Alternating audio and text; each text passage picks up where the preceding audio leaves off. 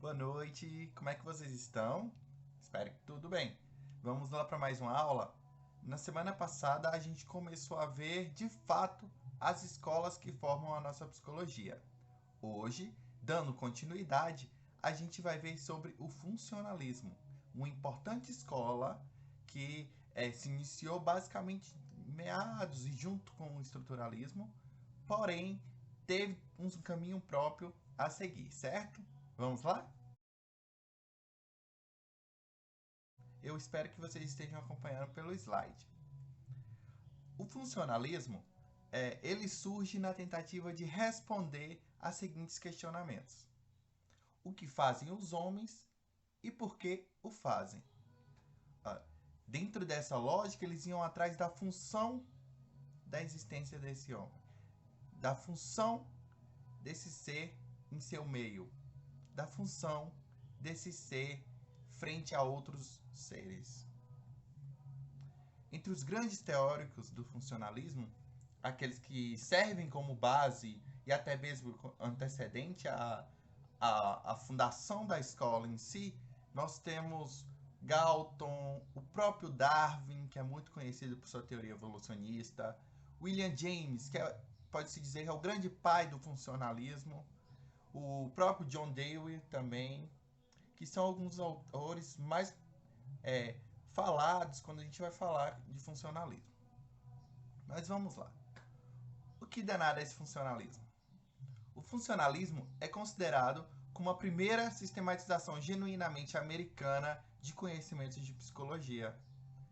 Se a gente pensa, principalmente pela época que ele surge, pela grande ascensão do capitalismo, pela grande ascensão dos modelos econômicos naquela época, e essa época que eu me refiro é justamente ali final do século XIX, início do século XX, a gente vê que a sociedade daquela época exigia um pragmatismo no seu desenvolvimento econômico que acabou exigindo dos cientistas americanos o mesmo espírito. Então, o fazer ciência estava muito embrincado por essa lógica capitalista, e diante disso surge uma escola como essa, o funcionalismo, sendo uma doutrina na qual o que faz de algo que é do estado mental, algo que é tão particular, não depende da sua constituição interna, mas da forma como funciona, ou do papel que representa no sistema do qual é parte. O que você quer dizer com isso, professor? Mais precisamente, a identidade de um estado mental é determinada pelas relações causais com estimulações sensoriais, outros estados mentais e o próprio comportamento. Ou seja, a gente sai apenas dessa constituição interna, de estruturação interna, que define o nosso estado mental, e a gente passa a olhar também para as relações que ocorrem no nosso meio, para os nossos estados mentais também, para as nossas questões sensoriais, a maneira como a gente sente o mundo que nós estamos e, claro, os comportamentos que a gente passa a ter. Mas, ainda nessa noção de conceito geral, é bacana o que Churchland bota, que ele fala bem assim: a dor, por exemplo, resulta de traumas ou danos ao corpo. Ela causa sofrimento, irritação e uma avaliação prática, visando o seu alívio. Ela também provoca comportamentos de esquiva e empalidecimento e o tratamento da área traumatizada. O que é que o professor está trazendo isso aí, falando de dor? Se a gente pensa nos estados mentais e a gente vê que o sentir essa dor vai ser processado também pelo nosso sistema nervoso, pela nossa própria consciência ali, por todas essas questões que fazem parte da nossa mente. Então, nesse sentido, se a gente pensa no funcionalismo enquanto aquele que vem olhar também para essas questões que são externas, que saem apenas desse interior, da própria estrutura da mente, como a gente viu no estruturalismo, aqui no funcionalismo a gente já vê o quanto que essas outras áreas também podem ter um papel fundamental na compreensão do estado mental do sujeito. Se há algum tipo de distinto de atividade neural, e essas atividades eu me refiro àquelas que acontecem no trato neoespinolo-talâmico, que é aquele que vai sentir a dor, que atende a essas condições considera-se que o sujeito apresente dor tão somente pela estimulação dessa atividade. Então, ainda que não necessariamente possa ocorrer o trauma, você, pelo próprio funcionamento ali do sistema, do nosso próprio cérebro, das nossas próprias questões ali, a gente vai apresentar a dor só por ter visto essa estimulação. Quem aqui, por exemplo, não já passou por um momento em que... como é que eu posso exemplificar para vocês? De sentir uma dor muito intensa só em ver algo, como se aquilo estivesse acontecendo com você. Mas, antes da gente adentrar mesmo e tentar compreender esse funcionalismo, eu quero falar com vocês sobre os principais antecedentes. Ô, professor, principais antecedentes? Do que é que você está falando? Ou seja, os outros autores que acabam influenciando na formação dessa escola. Assim, eu já quero começar com Aristóteles. A gente aprendeu um bocado na parte filosófica da disciplina e a gente viu muita coisa também sobre Aristóteles. Aqui, o que é bacana de contribuição dele para a formação do funcionalismo é justamente todo o seu trabalho que foi feito com o De Anima. Vocês lembram do livro dele, que eu comentei com vocês? Traz a seguinte informação. A alma é a forma de um corpo humano natural organizado. Massa, ele traz essa afirmação.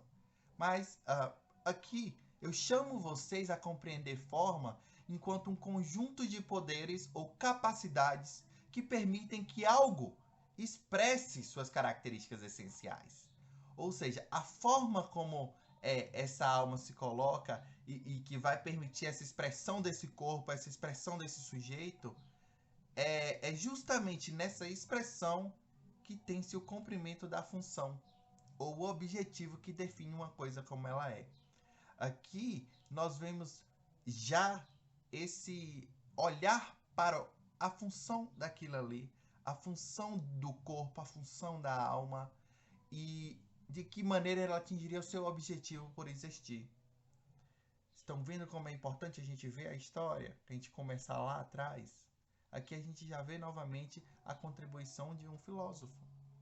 Outro grande contribuidor dessa teoria é o próprio Charles Darwin. Ele que nasce ali em 1809 e falece em 1882, traz a sua teoria da evolução das espécies, que foi uma das primeiras raízes do pensamento da escola funcionalista. Essa teoria dele, ela busca por enfatizar a compreensão da função da mente enquanto algo importante para o processo de adaptação do ser humano em seu ambiente. Nesse sentido, o foco passa a ser as funções e não a estrutura da consciência. Olha a diferença novamente do estruturalismo e o funcionalismo. No estruturalismo a gente vê o quê? A formação dessa estrutura do consciente. Aqui a gente vê qual é a função dele. Ademais, essa teoria também influenciou o estudo do comportamento animal para a compreensão do comportamento humano. O cientista passa a olhar para os animais como uma forma de tentar compreender os humanos também, justamente até pela facilidade com a qual eles conseguem fazer esses estudos com animais naquela época. Além de ter ampliado as possibilidades metodológicas de compreender o ser humano, de forma geral, as ideias de Darwin modificaram definitivamente os rumos da psicologia. Para vocês entenderem a importância que a escola do funcionalismo teve e o quanto que as ideias darwinistas contribuíram para. Outro que é dos principais autores que serve de base também é o Francis Galton, de 1822, falecendo em 1911. Os estudos de Galton vêm falar sobre as diferenças individuais que foram influentes para a evolução da psicologia funcional. Então, ele traz justamente essa importância de singularidade que cada ser humano tem as suas próprias diferenças, tem aquilo que é próprio e que passa a ser incorporado também nessas noções de funcionalidades ao qual a psicologia funcionalista vem nos mostrar. Então, ele tentava provar que a genialidade humana seria hereditária. e que por isso devia-se incentivar o nascimento de indivíduos mais notáveis e aptos para se adaptar à sociedade. Com isso, fundou a ciência da eugenia. Galton, ele desejava impulsionar o aperfeiçoamento das qualidades herdadas pela raça humana. Então, ele acabou propondo o desenvolvimento de testes de inteligências para selecionar homens e mulheres brilhantes. Para tentar comprovar sua teoria, desenvolveu técnicas de mensuração e estatísticas, algo importante para o surgimento da psicometria. Quando a gente pensa hoje no, na aplicação de testes, que é algo privativo do psicólogo, e o tanto que essa área cresceu, a quantidade de testes que nós temos, a gente vê que isso começa em um outro momento, por um outro autor que acaba influenciando. E é bacana a gente entender também as contribuições de cada um deles. Se a gente pensa nesse desenvolvimento de teste, de teste de inteligência, que vai selecionar, ele acredita que a inteligência, questões que são importantes ali, a genialidade do ser humano é algo hereditário. Então, ao fazer o teste, ao selecionar pessoas inteligentes e brilhantes, homens e mulheres, eles podem dar à luz a seres humanos mais brilhantes e geniais ainda. Essa é a teoria dele. As ideias de Darwin prosperaram nos Estados Unidos. Tanto que tem-se até o termo, né, darwinismo social, de Herbert Spencer, de 1820, falecido em 1903. E esse autor traz na sua a teoria da evolução, ela poderia ser aplicada à natureza humana e à sociedade, onde todos deveriam ter a liberdade para se desenvolver por conta própria, sobrevivendo apenas as pessoas, os programas, a economia e as instituições que melhor se adaptassem. Então, essa teoria da evolução, quando a gente traz ela para o cunho social, quando Herbert Spencer traz, né, para esse cunho social, ele traz justamente isso, de que o melhor se adapta. E aqueles que não são brilhantes estão fadados a deixarem de existir. Frases como sobrevivência do mais apto e a luta pela existência eram compatíveis com esse espírito individualista americano. Vocês lembram que eu falei no início do vídeo sobre esse momento econômico no qual influenciou bastante nos cientistas? É justamente isso. A psicologia americana ela se tornou uma psicologia funcional. Porque pensando nos rumos e nos resultados que ela teria, e isso tanto a nível de sociedade capitalista quanto questões econômicas, o próprio espírito de individual que a população americana tende a apresentar, a psicologia funcional ela encontrou meio de crescer. Mas vamos lá. Quem foi o principal pai do funcionalismo? Foi o William James. Ele nasce em 1842 e falece em 1910. Ele apresentou de forma clara e eficaz a psicologia funcionalista. Então, o James já traz a função da consciência, que é o quê? Guiar o homem para a sua sobrevivência. Tá vendo aqui? Inteiramente ligada com o darwinismo, com as questões de evolução da espécie. Ele criou um novo programa de psicologia, onde a consciência seria um fluxo constante, sendo cumulativa e não recorrente, além de extremamente seletiva. James não negava a importância do método da introspecção para compreender os aspectos da consciência. Vocês lembram que falamos sobre o método da introspecção na aula passada? Ele considerava ele como um método básico. Também achava importante o método experimental, que ele utilizava atrelado na hora de se pesquisar e de compreender a função da consciência. Como complementação, James considerava o método comparativo relevante para compreender o funcionamento psicológico de populações distintas. Assim, a psicologia funcional se caracteriza pelo uso de diferentes métodos, ou seja, o método introspectivo pode ser utilizado como método básico, o método experimental, ou o método de fazer ciência a nível laboratório, vocês se lembram? E aqui nós temos mais um método, o método comparativo, no qual, ao comparar uma população com a outra, você vai poder compreender como se dá as funcionalidades daquelas pessoas que fazem parte dessa população. E pensando nisso, o grande estudo dessa corrente se torna os aspectos instrumental da consciência. Mas, professor, o que é consciência, então, para esses estudiosos, para essa galera do funcionalismo? Consciência nada mais tem a função do que dirigir o comportamento e ajustar o homem ao meio físico e social. Ela é intermediária, tanto entre as necessidades e o meio. Ou seja, um ser consciente dentro dessa teoria, ele é aquele dotado da capacidade de colocar em prática tanto as suas necessidades individuais como as necessidades do meio, visando, claro, sempre a sua evolução. Dessa forma, a consciência exerce uma atividade adaptativa e é um instrumento destinado a ajustar essa ação. A função da consciência não é conhecer, mas nos fazer adaptar. No momento em que as nossas ações são ajustadas pela nossa consciência, nós vamos conseguindo nos adaptar ao meio ao qual estamos inseridos. Assim, a função é a consciência. E para que ela serve? Para o comportamento, a adaptação no meio do ser humano. Aí no slide de vocês tem duas imagenzinhas, só mesmo a termo de exemplificar o que eu já venho dizendo para vocês, viu?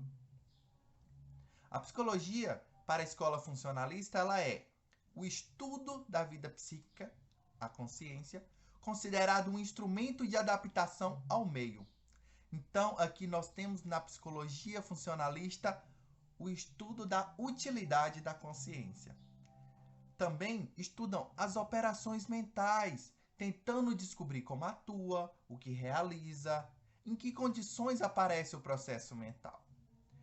Assim, o seu objetivo nada mais é do que identificar a função da consciência, como também os processos mentais mais específicos. Aí a gente tem o juízo, o raciocínio e a vontade. Se a gente perguntar, por exemplo, qual exatamente é a tese metafísica do funcionalismo, professor? Vamos lá, a gente está falando aqui dos estados funcionais e dos estados mentais, certo? Então, o funcionalismo ele faz uma distinção entre um estado, e a gente bota aí entre uma propriedade em particular, a depender de algo e ser esse algo. Os estados mentais dependem dos estados cerebrais da mesma forma que um programa de computador depende do hardware. Os nossos estados mentais, eles só vão estar em pleno funcionamento se os nossos estados cerebrais também estiverem, certo? Em termos funcionalistas, os estados cerebrais ajudam a realizar os estados mentais. E a mente é, de fato, um sistema funcional total. Ela vai ser composta por todos os estados funcionais possíveis em interação com inputs e com outros estados para produzir outputs, ou seja, entrada e saída de sensações e estímulos através desse sistema funcional total que forma a nossa mente, a nossa consciência. Para a gente fazer uma analogia, para ficar mais fácil a compreensão para vocês, se a gente pensa, por exemplo, na ratoeira. Sim, uma ratoeira, aquela de pegar rato. Ela é um aparato para capturar ou matar roedores. Pode ser feita de qualquer material e o que define como uma ratoeira é a sua capacidade de capturar e matar roedores. Independentemente de qual seja a estrutura dela, a função dela é essa, certo? Se a gente pensa em outra coisa, tipo os diamantes, eles são valorizados pela sua dureza, ele possui propriedades ópticas e é raridade relativa na natureza. Nem todo cristal, raro, transparente, duro e esbranquiçado, é um diamante, tipo a zircônia cúbica. Existe uma diferença física importante. Então, quando a gente fala do funcionalismo, ela é a teoria dos estados mentais, eles são muito mais parecidos com as ratoeiras, que, independentemente do material e de qual seja o estado que a gente está falando, a estrutura que a gente está falando, ele vai ter sim a sua função e no caso aqui a gente vê a função da mente, a função da nossa consciência frente aos nossos comportamentos e estados mentais, diferentemente dos diamantes, que ainda que apresentem estruturas parecidas, não necessariamente são a mesma coisa. É só termo de exemplificar e vocês compreenderem melhor com essa analogia simples. Mas vamos lá. Professor, esse funcionalismo é antigo pra caramba. É uma das primeiras escolas juntamente com o estruturalismo. É a psicologia americana, então tá bem pautada com a sociedade americana. Teria ela contribuição? Com certeza. Senão não seria uma das principais teorias. Entre essas contribuições, eu quero destacar para vocês a incorporação da pesquisa do comportamento animal, coisa que a gente vê até hoje, o estudo sobre bebês, crianças e adultos com dificuldades mentais, que avançou muito a utilizar esses métodos e a buscar se compreender a função da consciência, a adoção de outros métodos de estudo, e a gente tem aí os testes mentais, os questionários, descrições do comportamento, coisa que a gente utiliza até hoje, tanto na pesquisa quanto no psicodiagnóstico. E também a ênfase na aplicação dos métodos e descobertas da psicologia na solução de problemas práticos. A gente sai apenas desse inferir teoria, de criar hipóteses e vai buscar soluções para os problemas práticos. Os problemas em que em que o homem apresenta diante de uma teoria como o funcionalismo, diante da própria psicologia. Assim, aqui eu tentei trazer de uma forma prática para vocês compreenderem a importância dessa escola, a importância que essa escola teve na própria construção da psicologia em muitos aspectos que vemos até hoje. Como eu falei, as questões da psicometria, que a gente vê até hoje ainda, as questões da própria pesquisa de se fazer em psicologia, de métodos que ainda são utilizados até os dias atuais. É extremamente a gente entender isso e principalmente observar o quanto que essa construção de psicologia, ao qual sempre falo para vocês, está tão encadeada e vai contribuindo com uma coisa ou com outra. Ao final aí do slide de vocês vão encontrar uma atividade, certo? Essa pergunta deverá ser respondida lá na nossa plataforma, lá no SEI. Então, pense com carinho, dê uma olhada nas duas aulas, tanto na de estruturalismo como a de funcionalismo, e vão lá responder, certinho? Obrigado pela atenção. Mais uma vez, é sempre muito bom estar com todos vocês. E vamos seguir adiante na tentativa de compreender de onde é que vem essa psicologia e ver ela se formar. E a partir da sua história, a gente está conseguindo chegar lá. Obrigado. Beijinho. Até a próxima, galera. Beijo!